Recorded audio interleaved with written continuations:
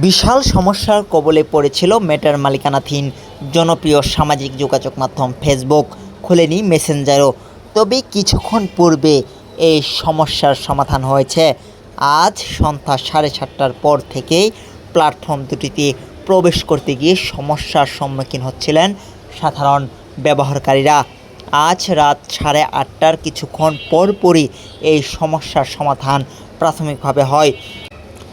বেশ কিছু ব্যবহারকারী অভিযোগ করেছেন তারা ফেসবুক লগ ইন করতে পারছেন না, আবার অনেক অ্যাপ বা ওয়েবসাইটে লোড হতে দেরি হওয়া এবং ফিড আপডেট না হওয়ার মতো সমস্যার কথা জানিয়েছেন।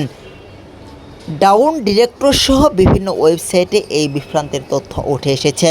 ফেসবুক ডাউন হওয়ার বিষয়ে মেটার পক্ষ থেকে তাৎক্ষণিকভাবে কোনো আনুষ্ঠানিক বক্তব্য পাওয়া যায়নি। ঠিক কী কারণে এই সমস্যার হচ্ছে তা এখনও স্পষ্ট নয়।